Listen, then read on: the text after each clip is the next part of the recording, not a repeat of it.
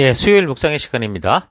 다른 것에 시선을 뺏기는 것은 한 곳에 온전히 올인하지 않아서다. 다른 것에 시선을 뺏기는 것은 한 곳에 온전히 올인하지 않아서다. 이런 제목으로 또 오늘 묵상 시작하겠습니다.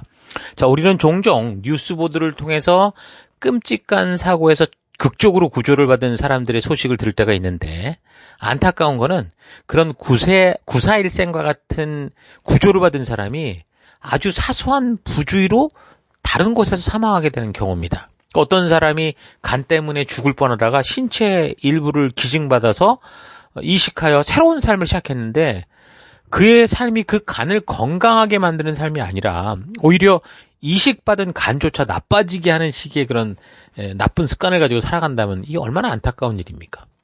사도 요한의 편지는 어쩌면 이와 같은 사람들을 깨어나게 하는 편지라고 할 수 있습니다. 영혼의 죽음의 길을 걷다가 예수 그리스도의 생명이 되신 생명으로 대신 희생함으로 말미암아 새 생명을 얻게 됐는데, 그렇게 다시 태어난 사람들이 또 과거의 옛사람의 삶과 그 같이 습관을 따라 살아간다면 이게 얼마나 안타까운 일입니까? 아니, 예수로 말미암아 구원을 받아서 하나님의 그런 부르신 자리로 왔는데 우리는 여전히 세상을 향해 가고 있다면 그게 무슨 천국으로 가는 삶이겠습니까? 우리는 하나님의 부름을 받아놓고도 지옥 가는 삶이 되는 거 아닙니까?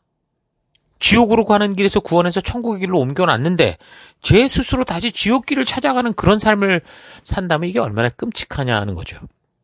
그런데 그런 사람들이 사실 교회 안에 얼마나 많은지 모릅니다. 성경이 쓰여지고 그 말씀이 전달되는 대상은 전부 하나님을 모르는 사람이 아니라 하나님을 알고 예수로 말미암아 구원받은 성도들입니다. 이 말은 우리가 그동안 교회에서 배우기로는 한 번 구원받으면 반드시 천국에 이른다고 하는 것과는 아주 상반된 이야기를 성경의 역사를 통해 확실하게 보여주고 있는 거죠.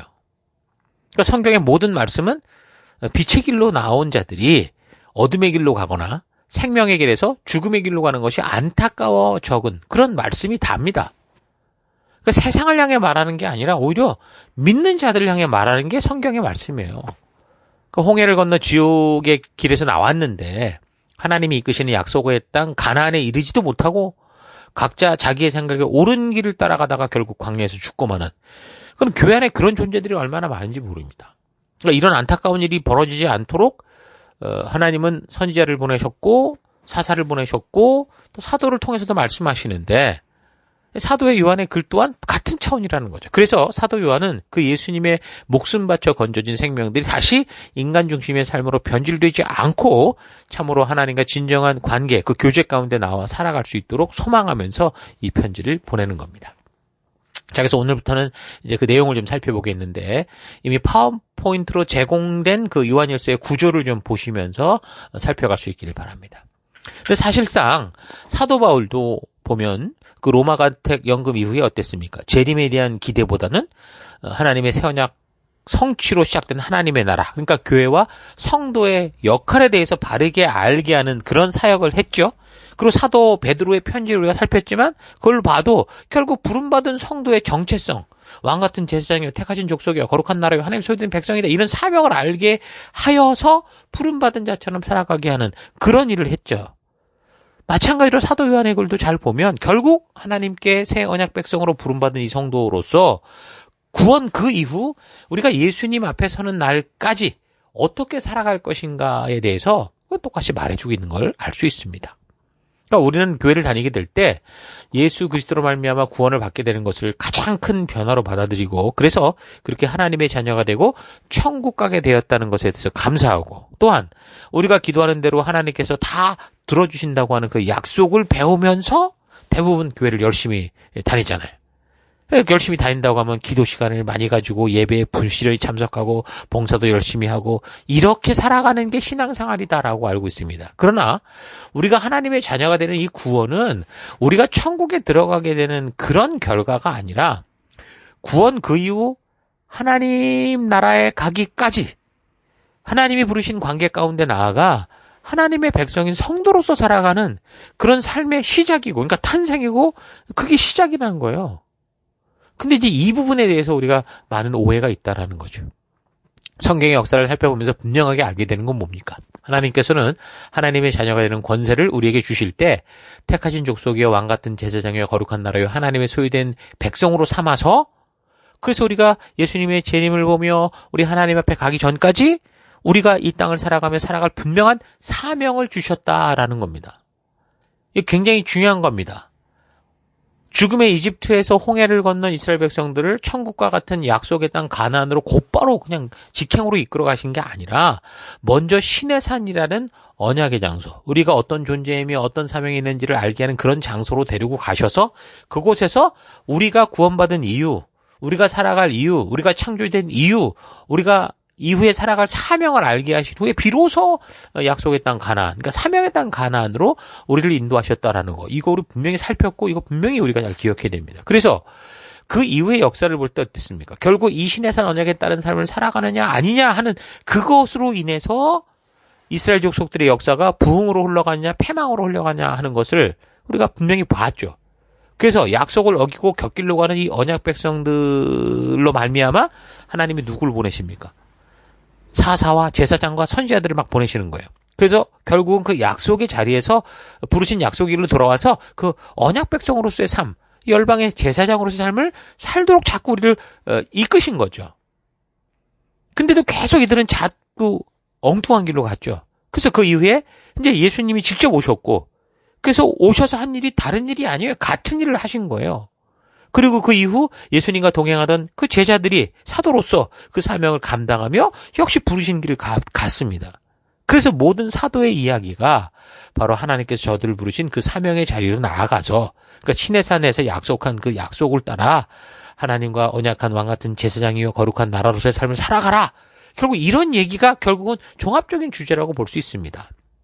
이런 사실로 보아 사도 외안의 글들도 결국 이런 같은 목적에서 쓰여졌다라는 것을 기억하면서 우리가 본문의 내용을 살펴가도록 하십니다. 자, 그래서 이제 1절에서 4절까지를 보면 이제 서론 부분인데 하나님은 우리를 이 세상의 또 다른 종교의 하나로 부른 게 아니라 바로 살아있는 그 관계로 부르셨다라는 것을 이 사도 외안이 먼저 알게 합니다. 그래서 그 하나님과 관계하는 삶이 어떤 것인가라는 것을 이야기하려고 하죠. 그러니까 항상 이 서신서들을 볼 때 특히 이제 1장 같은 게 중요한데 왜냐하면 서론이 거기 있으니까. 그러니까 누가 왜 이런 편지를 보내는지에 대해서 전체에 대한 중요한 얘기를 하고 있기 때문에 우리 첫 부분을 잘 살펴볼 필요가 있습니다. 자, 그래서 이 편지는 즉 성도들이 그의 아들 예수 그리스도로 말미암아 하나님과 회복된 관계가 된 것에 대해서 그것이 단지 하나님을 이 세상의 어떤 신보다 가장 높은 신으로 규정하고 그에 맞는 숭배를 하는 게 아니라 하나님께서 창조로부터 인간들에게 스스로 신과 같이 선택할 그 자유의지를 주신 그 이유, 인격적 사귐으로 교제가 가능한 관계로 부르셨다. 우리는 하나님과 그런 관계 속에 있다라는 우리의 이 정체성을 알게 하는 겁니다. 그래서 하나님의 존재 자체가 어떤 하나님이세요? 삼위일체 하나님이잖아요. 삼위일체 하나님께서 서로 관계 가운데 속해 있었던 것처럼 우리가 그런 하나님을 닮아 창조된 인간으로서 우리 또한 그런 하나님과 예수님과 성령님과 함께하는 그 관계 속에 존재하는 존재로 살아가는 그런 삶이 바로 우리다라는 것을 알게 하는 거죠. 근데 많은 사람들은요. 이 종교적 원리와 원칙을 지켜가는 거를 하나님과의 관계다 그렇게 생각을 합니다. 그래야 하나님과의 관계가 유지되고 구원이 이루어질 것이라고 그렇게 생각을 하는데 그러나 그거는 인간 자신들이 생각하는 자기의 생각일 뿐인 거예요.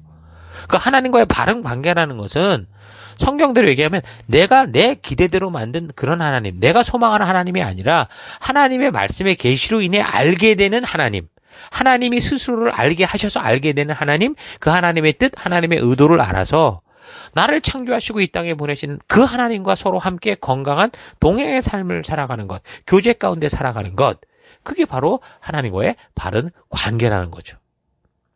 그래서 그런 하나님과의 우리는 이런 관계적인 존재다. 이 사실을 이제 사도 요한이 서론으로 딱 얘기를 하면서 그래서 5절부터는 하나님과 사귐이 있다는 거는 하나님이 그의 백성들에게 주신 그 하나님의 법도와 규례와 명령과 계명 속에 담긴 하나님의 의도를 알고 그 뜻대로 살아가는 것이다. 이 이야기를 하는 거야. 딱 이제 또 답이 나오는 거죠. 우리가 정말 하나님을 믿는다면 그 하나님의 뜻을 따라 살아가는 거는 너무도 당연한 거 아닙니까? 우리가 이 호주에 왔으면 호주법을 따라 살아야지 어떻게 한국법을 따라 살겠습니까? 우리가 아직은 한국인 신분이라고 해도 호주에 오면 호주법을 따라 살아야 되는 거예요. 그건 너무 당연한 거예요. 그러니까 하나님께서는 당신이 약속하시고 언약하신 것을 반드시 지키시는 분이시거든요. 그래서 그 하나님의 언약 백성된 우리 또한 그 하나님의 약속과 말씀을 근거로 우리가 죄인 되었을 때 우리를 구원하신 그 하나님의 사랑을 믿음으로 우리의 죄를 고백하고 인정하며 용서함을 받고 하나님과 계속 하나님의 말씀을 따라 그 하나님과의 관계 가운데 살아가는 그런 존재로 살아가야 되는 거예요. 바로 이 일을 위해서 하나님의 산 증인으로서 언약의 성취로 오신 분이 바로 예수 그리스도다라는 것을 말해주는 거죠. 이전에 왔던 우리가 드렸던 이 제사가 결국 예수님의 이 중보자 되심을 상징하는 거니까 이제 성취가 이루어졌다. 그분이 바로 예수님이시다. 이걸 전합니다. 예수님은 그 하나님의 언약을 성취해서 죄로 죽어가던 우리를 구원해서 하나님과의 온전한 관계로 회복의 길을 직접 열어주신 분이고 그리고 모든 사사와 선지자들과 사도들은 바로 이런 하나님의 뜻, 하나님의 언약의 의미를 알리기 위해 예수가 누군지를 알게 하기 위해 목숨 걸고 이 증거자의 삶을, 증인된 삶을 산 거죠. 그러니까 결국 하나님께서 이집트에서 죽어가는 백성을 불러 시내산에서 맺은 언약의 그 의미, 하나님께서 그런 언약을 맺으신 하나님의 의도를 알게 하시는 거예요. 그러니까 이제 우리의 삶이 시작됐다라는 걸 알게 하는 거죠.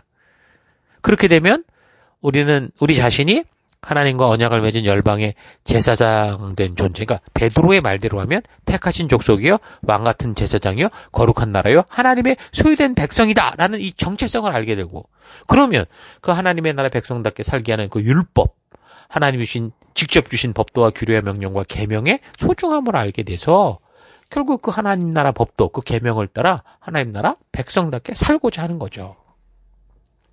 그래서 유대인들의 경우는 어려서부터 이 아이들이 토라, 그러니까 모세오경을, 그러니까 이걸 통해서 하나님의 법도와 규례와 명령과 계명을 외우고 배워요. 그리고 그런 풍토 속에 살아요. 그래서 이 아이들은 어려서부터 이미 하나님의 말씀의 가치관으로 무장이 돼버립니다. 그래서 저들이 이제 결국은 이제 이 불순종으로 어쨌든 쫓겨났지만, 예루살렘에 쫓겨났지만 그들이 퍼진 헬라 문화 속에서 살아갈 때 어떻게 살아왔습니까?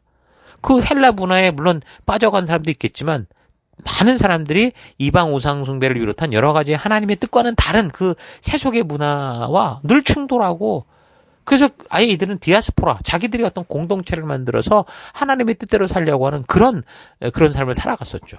그러니까 어려서부터 교회 안에서 말씀을 듣고 성경의 가치, 성경적 문화와 습관으로 교육된 우리 아이들은 이제 얘들이 초등학교를 들어가고 중학교, 고등학교, 대학교를 진학하는 그 각 시기를 살아가면서 계속해서 이 아이들이 하나님의 가치와 세상이 주장하는 가치, 심지어 세상이 교육하는 가치와 다르다는 그 현실을 마주치며 살아가게 됩니다.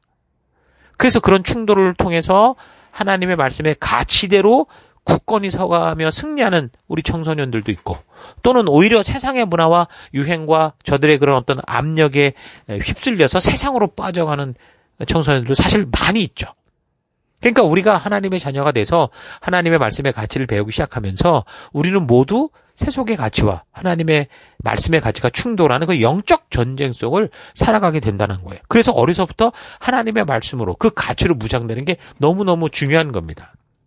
자, 그러니까 지금 이 초대교회에 이방인들이 예수를 믿고 교회로 오게 됐죠. 오게 되면서 예수로 말미암아 죄사함의 의미를 알게 됐고 하나님의 자녀가 됐다는 것을 알게 됩니다. 그러면서 이제까지 저들이 그 샤머니즘의 문화 습관을 바탕으로 살아왔던 저들의 이 무의식 속에 이미 깊이 자리 잡고 있는 세상 문화 습관들 중에 하나님의 말씀과 충돌하는 것이 이제 어떤 거구나라는 걸 이제 발견하게 되면서 그런 세속의 습관과 가치를 버리고 이제 하나님의 말씀이 하나님의 나라의 법도가 알려주는 가치를 따라 살고자 그렇게 했겠죠. 그렇게 하나님의 말씀, 하나님 주신 법도와 규례와 명령과 계명의 가치를 배우면서 그동안 자신들 속에 무의식 속에 있었던 세상의 가치와 충돌하고 세상의 가치와 싸워서 이제 옛사람은 죽이고 새 언약 백성 된 자로서 그렇게 서가는 그런 과정을 거치고 있었을 겁니다. 그러니까 정상적인 성도가 되었다면 당연히 하나님의 말씀의 가치를 따라 자신의 생각과 삶을 변화시켜서 결국 세상의 가치, 옛사람과 결별하고 서서히 하나님의 말씀으로 무장된 하나님의 자녀답게 되어가야 되는 겁니다. 그래서 요한은 2장에서 그렇게 말씀의 가치를 따라 살고자 애쓰고 있는 성도들을 향해서 예수님을 통한 하나님의 용서와 사랑을 알고 이제 막 그리스도인들이 되어 살아가는 그런 영적인 아이들이 갈 수 있겠죠. 그런 사람들에게 너희가 이제 그 하나님을 알지 않았느냐. 너희가 이미 하나님을 알고 있고 또 그렇게 그런 가치를 따라 이제 세상의 가치와 다투고 있고 하나님의 뜻대로 살고자 하는 그런 젊은이들. 그러니까 영적으로 이제 좀 더 익숙해진 하나님의 말씀 앞에 그 가치로 심어진 젊은이들에게 이미 그런 율법의 가치를 따라 너희가 지금 세상 문화와 싸워서 잘 이기고 있다. 그런 얘기를 해줍니다. 그러면서 그것처럼 하나님의 말씀의 기준을 따라 서서 세상을 사랑하지 말고 계속해서 그 하나님이 주신 기준을 따라 살아가며 세속의 것에 타협하지 마라. 그들의 그런 문화 속에 빠져들지 말라. 그렇게 외치는 거죠. 그래서 우리가 하나님과 언약을 맺은 백성인 이 성도가 되었을 때 하나님과 맺은 그 약속, 하나님이 그 백성들로 하여금 축복 속에 살아갈 수 있도록 법도와 계명을 주신 그 의도를 따라 말씀의 가치를 따라 살아간다면 하나님 나라의 법도가 통치하는 그 정체성을 가지게 된다면 이 세상 속에서 빛된 백성으로 세상의 가치와 싸우며 하나님과 지속적인 동행의 관계 가운데 영원한 삶을 살아가게 되는 거고 그게 바로 성도의 삶인 거예요. 자, 이렇게 사도 요한은 먼저 편지 이 서두를 통해서 하나님이 누구시고 그의 백성된 성도가 어떤 존재인지를 딱 알게 해서 그래서 성도라면 이 땅에서 이 평안의 시기를 살든 뭐 핍박의 시기를 살든 우리는 부르심을 받은 하나님 나라 백성답게 하나님 나라의 법도와 그 가치를 따라 살아가는 존재다라는 것을 말해주고 있는 거죠. 굉장히 중요한 부분입니다. 자, 그러면서 2장 18절부터 그런 부르신 사명을 자꾸 잊어먹게 하고 자꾸 속이는 그런 존재가 있다라는 걸 말해주죠. 그게 이제 결국 적그리스도인데 적그리스도란 하나님의 백성답게 하나님의 말씀과 그 가치를 따라 살아가지 않고 하나님 주신 성도된 백성들이 살아갈 말씀을 하나님의 법도를 부인하게 하고 하나님의 우리와 하야기에 보내신 예수님을 오해하게 하고 왜곡하게 해서 결국에는 자신들이 원하는 대로 자신들이 생각하는 종교를 만들어서 하나님과 예수님을 이용하는 삶을 살게 하는 그런 존재들입니다. 다시 말해 하나님과 맺은 언약으로부터 떠나서 성도로 하여금 하나님께서 부르신 정체성을 잊어버리게 해서 자기 생각에 옳은 대로 자기 느낌에 좋은 대로 살아가게 함으로 말미암아 예수님의 생명으로 구원한 그 귀한 이 성도들을 지옥으로 이끌어가는 그런 존재들. 그게 바로 적그리스도다라는 거죠. 그래서 저들은 하나님께서 그의 귀한 생명을 생명의 길로 이끌어 온전한 창조의 섭리를 따라 하나님과 동행하는 관계로 회복하기 위해 보내신 예수님을 자꾸 부인하게 하려고 합니다. 예수가 그리스도라는 사실에 의문을 품게 하고 하나님을 의심하게 해서 결국 자기들이 원하는 그 금송아지 메시아를 금송아지 예수를 금송아지 하나님을 만들자고 속삭이는 거죠. 오늘날 이단들이 전부 그런 식으로 해요. 예수님 걸고 넘어지고 심지어 성령의 역할까지 넘보는 짓들을 하는 이런 것이 바로 적그리스도적인 모습인 거고 이들은 결국 하나님이 사랑하는 영혼을 미혹해서 마치 에덴 동산에서 하와에게 하나님을 의심하게 해서 이 세상이 죽음의 길로 가게 하는 것 사탄 같은 그런 짓을 하는 거죠. 자, 그래서 사도 요한은 이렇게 1장 2장을 통해서 바로 이런 거짓 교사들의 가르침을 분별할 수 있도록 성도의 정체성이 누군지를 바르게 알게 하고 우리가 나아갈 바가 뭔지를 알게 한 후 그다음에 그것을 속이고 있는 그런 존재들에 대해서 말을 해주는 겁니다. 자, 오늘 하루 나도 하나님의 뜻, 말씀의 가치대로 사는 것을 혹시 포기하고 내가 살기 편하고 내 삶에 유리한 것을 얻어내고자 하는 그런 삶을 위해서 교회를 다니고 있는지 아니면 세상의 유혹과 위협에도 불구하고 어떤 삶의 환경과 상황을 만나더라도 그 현장 속에서 하나님의 뜻과 그 가치를 따라 살아가고자 하는지 좀 차분히 자신을 되돌아볼 수 있길 바랍니다. 예수 그리스도의 피로 구원받은 성도된 우리는 우리가 예수님 앞에 나아가 하나님을 직접 만나기 전까지 여전히 육체 가운데 거하고 이 어두운 세상 속에서 이 어두운 세상의 사람들과 함께 섞여서 하나님을 알리는 빛과 소금으로 살아가야 되는 사명을 가지고 살아가죠. 그러다 보니까 우리가 하나님의 백성된 정체성으로 바르게 무장되지 않으면 우리가 보냄을 받은 이 어두운 세상 속에서 세속의 사람들이 본능적 욕구대로 살아가듯이 성도의 사명을 잊어버리고 어떤 선을 넘어서 욕심으로 치달아가기 쉬운 삶을 살게 됩니다. 다시 말해 구원 전이나 구원 이후나 인간은 전혀 변화된 것이 없는 그런 삶을 살아갈 수도 있다는 말이죠. 그래서 우리가 그리스도로 말미암아 의롭게 되었을 때 우리가 저질렀던 죄로 말미암는 그 지옥이라는 사형에 해당되는 모든 전과 기록이 말소되었다는 거고, 그래서 그 누가 와서 나의 신상을 조사해도 나의 죄의 기록은 깨끗하고, 그래서 천국을 갈 수 있는 자가 된 것은 너무도 확실합니다. 그러나 그런 지옥에서 생명으로 갈 수 있도록 용서받은 나의 수준은 그냥 이 모습 이대로 하나님이 받아주셨기 때문에 여전히 죄의 습관과 인간의 본능적 욕심에 휘둘리고 쉽게 동요하고 동조할 수 있는 그런 과거와 다를 바 없는 그대로라는 거죠. 그래서 예수를 믿는 성도가 되었을 때 종교적인 어떤 다른 걸 배우는 게 아니라 하나님의 말씀을 바르고 빠르게 배워야 되고, 그걸 알아서 하나님 나라의 가치로 거듭난 이 정체성을 가져야 됩니다. 감사한 것은 이제 과거와 같이 죄의 습관과 본능의 욕심에 끌려가지 않도록 하나님의 말씀의 가치를 따라 살아갈 수 있도록 진리의 성령님이 우리와 함께 해주시는 거죠. 그래서 우리는 우리의 자유의지를 가지고 과거와 같이 죄의 힘에 휩쓸리지 않고 성령의 말씀을 따라 살아가는 그런 삶을 선택할 수 있게 되는 겁니다. 우리의 선택을 방해할 수 있는 것은 오직 하나죠. 바로 내 자신입니다. 내가 내 욕심대로 살아가고자 하는 것을 선택하면 그 누구도 그걸 저지할 수가 없어요. 하나님도 어쩔 수가 없거든요. 그러나 반대로 우리가 성령을 따라 말씀의 가치대로 살고자 선택한다면 그 또한 누구도 저지할 수 없는 거예요. 하나님은 기뻐하시겠죠. 그래서 내가 살아가는 곳곳에서 정말 하나님의 자녀된 백성답게 하나님의 가치를 따라 살아갈 것을 여러분 결단하시고 그런 삶에 올인하십시오. 그러면 유혹이 사라집니다. 하나님께서 늘 나와 함께 동행하신다는 것이 너무도 감격스러운 그런 기쁨으로 다가올 겁니다. 자, 주의 뜻대로 살기로 올인한 주의 백성 될 수 있기를 여러분 주의 이름으로 축원합니다. 오늘 하루도 힘내십시오. 잠시 기도하겠습니다.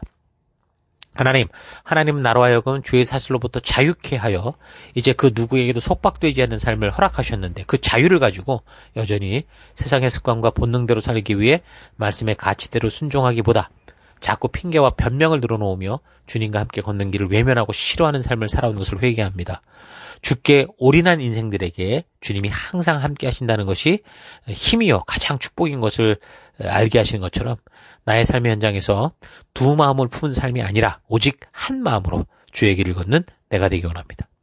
육신의 본능을 따라 살던 옛사람의 삶을 뒤돌아보지 않겠습니다. 오직 주의 길을 따라 주의 말씀으로 새롭게 태어난 새 사람으로서의 말씀의 정체성과 말씀의 가치를 바르게 알고 그 길을 걷는 내가 되기 원합니다.